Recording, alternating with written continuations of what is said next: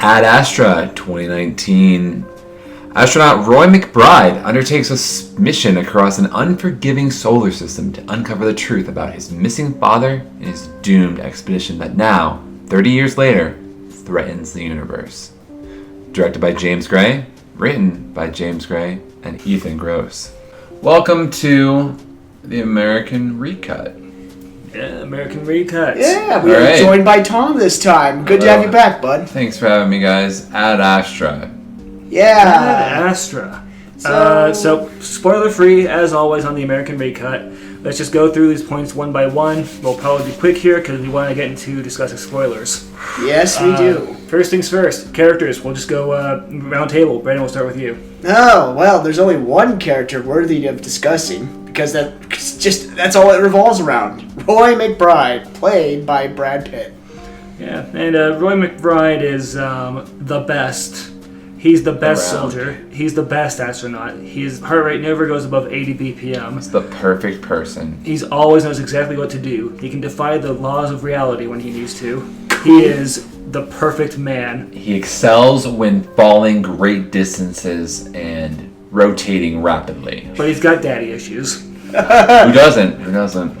And that's it. Every other character either does not matter or dies. Yeah, pretty much. Yeah, right. So let's cover. Slight spoiler there, but it doesn't really matter if we're going to be honest with this movie. So characters, essentially, one main character who covers pretty much all the time on the screen. If you're looking for a supporting cast, it's a very weak supporting cast lineup at best. Yeah. It's almost like an afterthought, essentially. Yeah, that's a good word for these guys. So we can move on. Effects. I have to say, visually, some great shots, stunning in some ways. I love the opening scene. We saw some good stuff. I think overall, has some good. The effects were visually appealing. Yeah, the background was very pretty to look at. It was very. You got dazzling. space. You got the moon. You got other planets. What else could you ask for? I think with effects, the way I put it is there was definitely a lot of money that went into the effects. Mm-hmm. Yeah. I don't know if there was a lot of thought. Oh, because sure. a lot of these effects that when they were used are these very kind of almost standard art house project shots. You have these shots where there's a bunch of stuff happening in the background. You have the shots where there's very obvious symbolism of what does it mean. Mm-hmm. You've got a lot of these shots where they obviously cost a lot, and there's a huge amount thrown into the effects. If nothing else, this is a visually impressive movie. Yeah. It looks really good. Yeah. My only complaint with the effects is they did that stupid POV GoPro-esque camera style where everything's just shaking, rotating. It's really barfy. Yeah. Hey, it distracts you. Astronauts trying to make you see what they see, feel what they feel. I didn't ask for that.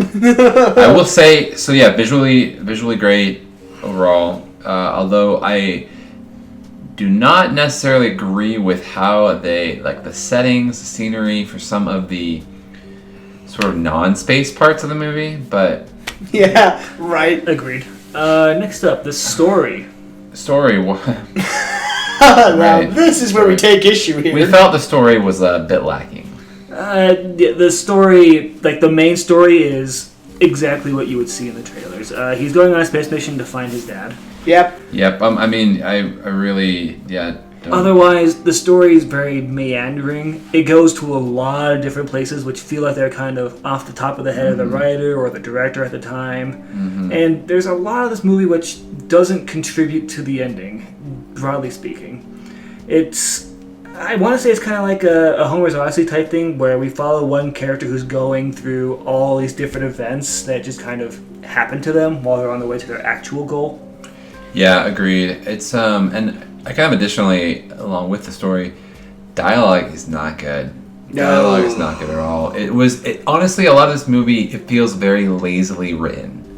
It's almost as if there was sort of an idea or concept, and then kaboshed. Either it got totally, they had a bunch of people and they were just fuck it, let's just do this basic, and they lost whatever was creative and unique in that view, or they just didn't care enough to really flesh out things, and they were just kind of pushing this out. I don't know. Agreed. I think that melding into themes as well. Thematically, this movie, there's a lot of very surface level questioning for a lot of things. It asks questions about what if evil, or or like what if no war?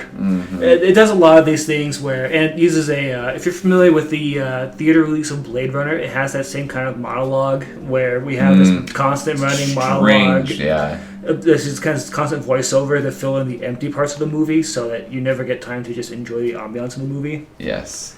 It never really goes anywhere, and it's generally just very filler dialogue. It's very kind of gruff, kind of, what if? Yeah, it's almost as if they could have gone a little bit deeper and maybe had something that was thematically, notable, but they didn't. And I kept hoping, like, hey, maybe this will turn it. Maybe they'll go a little bit deeper with this. And it was really very surface level tropes and father son separated, and they really tried to. Yeah, but anyway, we don't need to go. Etc. etc. Now, clearly, we take bigger issue with the story. There was so much they could have shaved off. It just was not feasible. It could have been a wonderful 12-minute pilot. Right.